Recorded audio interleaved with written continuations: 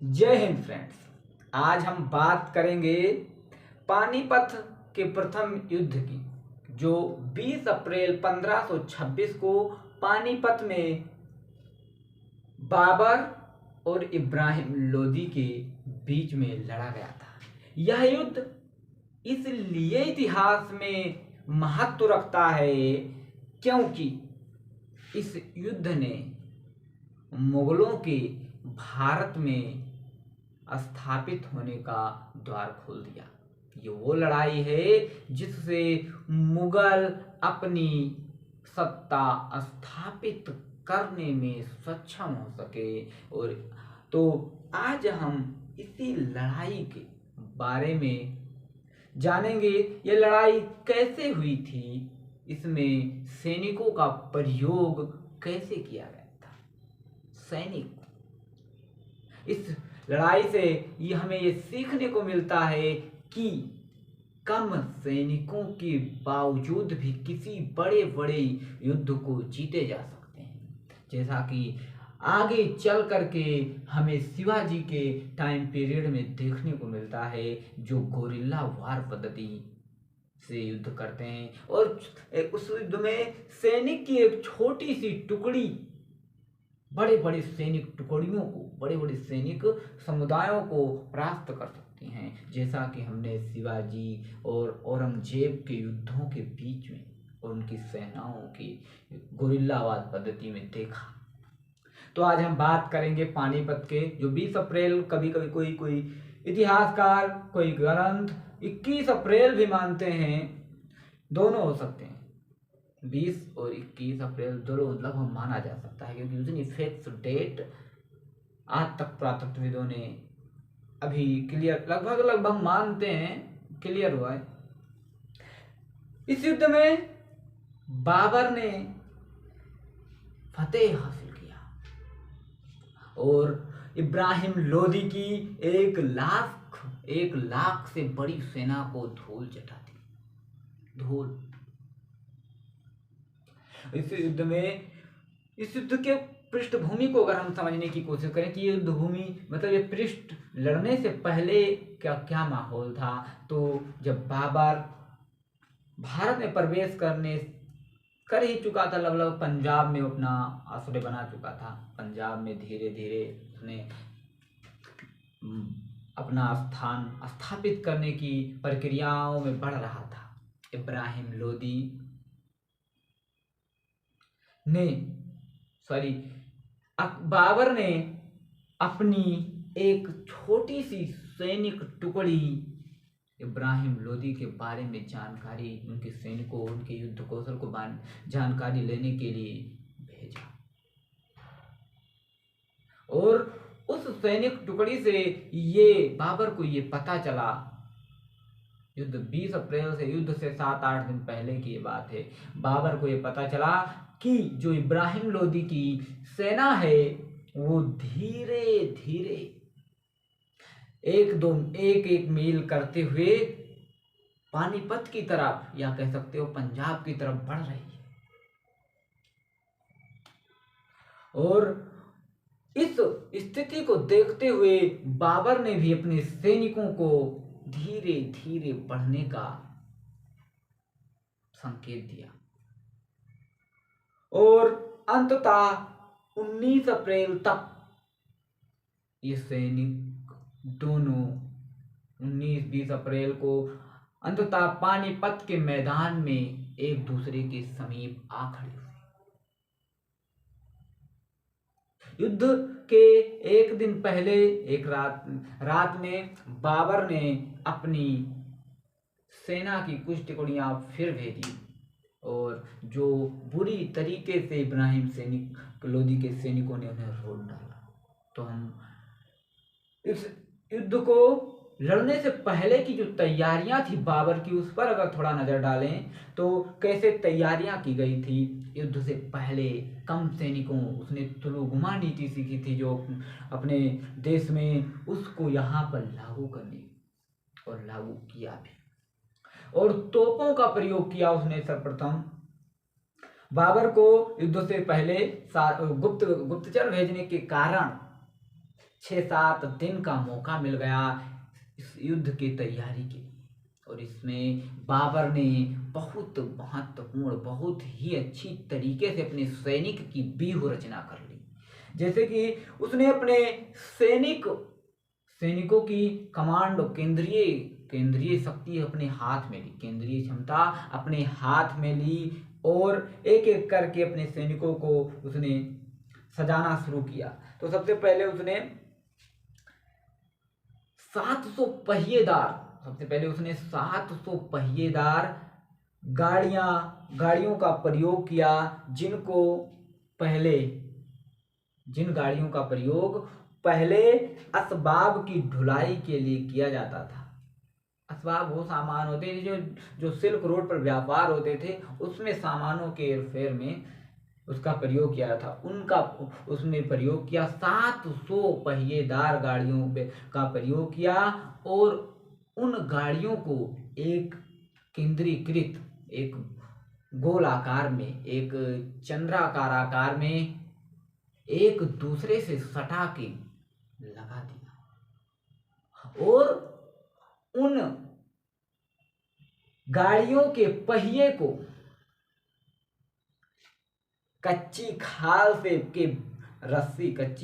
से बनी रस्सी से बांध दिया गया एक दूसरे को, और उनके बीच में 60 से 70 गज के जगह को खाली छोड़ दिया गया, ताकि 150 घुड़सवार बड़ी ही आसानी से बिना असुविधा के विपक्षी सेना पर आक्रमण कर सकें। और जो केंद्रीय सेना थी, केंद्रीय पंक्ति थी, केंद्रीय पक्ष था, उसके अग्रभाग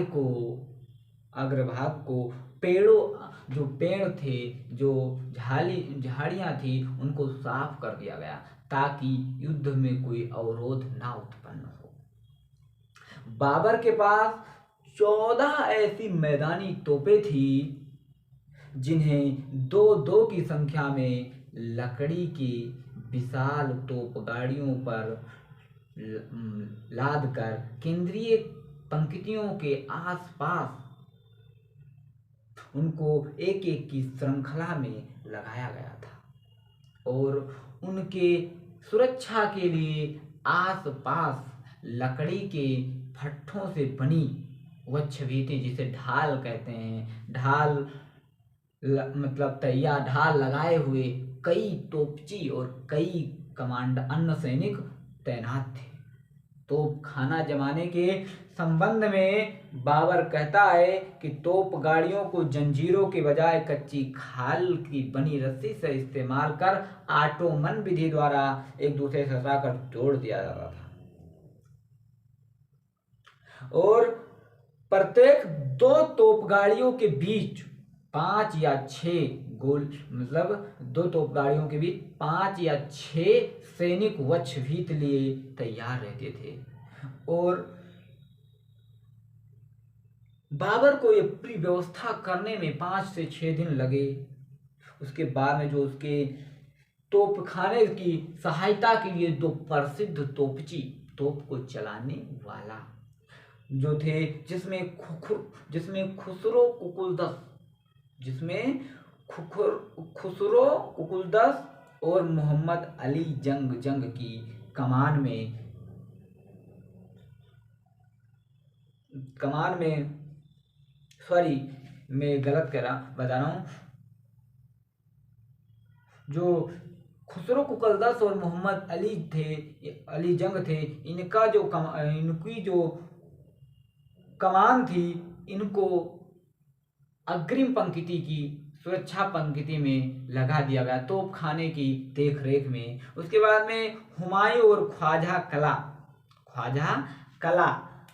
कला की कमान का दायां स्कंध यानी पानीपत शहर की ओर उनको लगा दिया गया और बाएं स्कंध में मोहम्मद मुल्तान मिर्जा और मेहंदी ख्वाजा को लगाया गया, जो यमुना का शुष्क किनारा था, यमुना नदी के सूखे हुए भाग थे। उधर हुमायूं और ख्वाजा कला को लगाया गया दाएं पक्ष में, और बाएं पक्ष में कुकुलदस और मोहम्मद अली जंग को लगाया गया था, जिसकी सुरक्षा के लिए, दोनों स्कंदों की सुरक्षा के लिए लंबी खाई और तथा उसमें गिराए गए वृक्षों और कांटेदार झाड़ियों से उसकी घेराबंदी की गई थी। और दाएं पार्श्व के दाएं पंक्ति की ओर, बिल्कुल दाएं पंक्ति के बिल्कुल दायां तुलगमा पक्ष था और बाएं पंक्ति के बिल्कुल बायां तुलगमा पंक्ति था। इसमें सैनिक टुकड़ियां होती थी और ये मतलब जब सेनाएं अंदर आ जाती तो पीछे से वार कर देते थे इसमें। उसके बाद में हुआ था, और एक निश्चित संख्या में घोड़े को, मतलब एक अन्य ऐसी सेना थी, इन सब सेनाओं के अलावा कुछ सैनिक टुकड़ियां ऐसी थी जिन्हें युद्ध स्थल से कुछ दूरी पर अब्दुल अजीज के नेतृत्व में रखा गया था, ताकि उन्हें आदेशानुसार युद्ध के बीच में बाद में लाया जा सके। और दूसरी ओर की अगर बात करें तो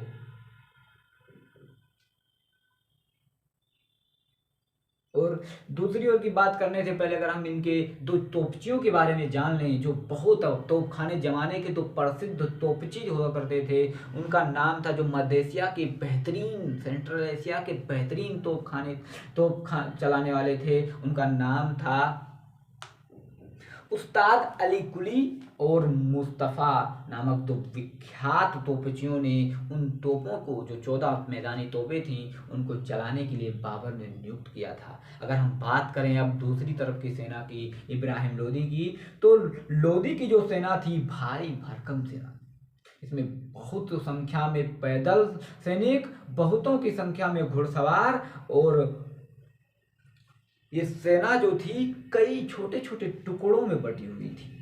और केंद्रीय पंक्ति की अग्रिम सुरक्षा पंक्ति दायां स्कंद इसमें भी और बायां स्कंद इसमें भी थी। आरक्षित नहीं थी, मतलब कि एक मतलब केंद्रीकृत नहीं थी। और इस सैनिक में ग्वालियर के राजा विक्रमजीत भी मुगलों से युद्ध करने के लिए इब्राहिम लोदी के साथ में अपनी सेना लेकर आए थे। दोनों सेनाएं आमने सामने खड़ी हुई और दोनों के बीच में 5 से 6 मील की दूरी थी। 5 से 6 मील की दूरी थी। इब्राहिम लोदी पहल करने का तनिक भी इच्छुक नहीं था। मैंने कहा कि आपको शुरुआत में बताया कि बाबर ने, मतलब इब्राहिम लोदी का मूड नहीं था लड़ने का, लेकिन बाबर ने उन्हें उकसाया अपनी सैनिक की छोटी टुकड़ियां भेजकर युद्ध के एक दिन पहले। और हालांकि उसमें बाबर की सेनाओं को हार मिली, मतलब बाबर की सेनाओं को रोक दिया गया और उन्हें भागना पड़ा। उसके बाद में 20 अप्रैल को प्रातः इब्राहिम लोदी ने अपनी सैनिक को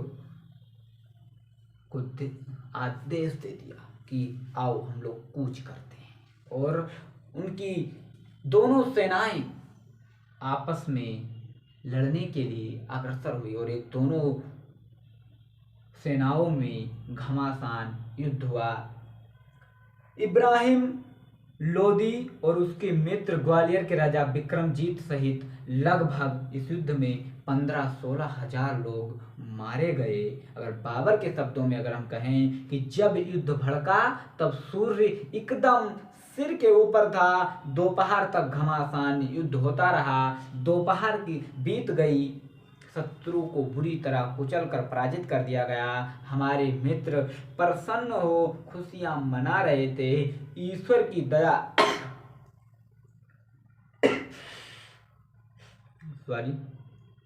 तथा अनुकंपा से यह कठिन कार्य हमारे लिए सुगम हो गया था। आधे दिन में ही वो सशस्त्र सेना धराशायी हो गई थी। इब्राहिम के समीप 5-6 हजार सैनिक मरे पड़े थे। हमारे अनुमान के अनुसार पूरे युद्धस्थल में 15-16 हजार लोग मरे थे, लेकिन आगरा में हिंदुस्तानियों के कथन से प्राप्त होता है कि इस युद्ध में लगभग 40 से 50 हजार व्यक्ति मरे होंगे। पानीपत की लड़ाई में बाबर की विजय का जो अगर हम कारण को ढूंढें तो वो थी एक अनुभवी सेनापति होने के नाते उसने युद्ध क्षेत्र में अपनी सेनाओं की कुशल तैनाती करके ही शत्रु पर विजय प्राप्त की। और उसने जो पूरे सेंट्रल एशिया में दर दर का चक्कर लगाया था और वहां से तोप खाने के सीखे थे, तुलगुमा नीति सीखी थी, युद्ध कैसे किए जाते हैं, ये जो उसके जीवन में, जिसे भगोड़ा कहा गया, बाबर को समरकंद से कभी बुखारा, कभी कुछ अलग अलग काबुल, कभी घुमाया गया, उसमें उसने बहुत कुछ सीखा। और उस जो वहाँ सीखा था उसने पूरी युद्ध कौशलता से, पूरी तैनाती से इस युद्ध में उस नीति का प्रयोग किया। और यही सबसे बड़ा कारण था कि जो उसकी जीत को, उसकी सफलता को सुनिश्चित कर सके। हालांकि ये नहीं कह सकते कि इब्राहिम लोदी में उत्साह की कमी नहीं थी। इब्राहिम लोदी और ना ही उसके पास शक्ति और सामग्री नहीं थी, लेकिन वो नेतृत्व क्षमता नहीं थी, लीडरशिप क्वालिटी नहीं थी इब्राहिम लोदी के सामने। हालांकि सैनिकों की संख्या बाबर की मात्र लगभग कम थी, बाबर की उनके मुकाबला बहुत कम थी। तो ये है पूरा पानीपत युद्ध का विवरण। नेक्स्ट वीडियो में हम किसी अन्य युद्ध के विस्तारित, सावर्णित, संदर्भित चर्चा के लिए आपके समक्ष उपस्थित होंगे। आज के लिए इतना ही, मिलते हैं अगले वीडियो में। जय हिंद।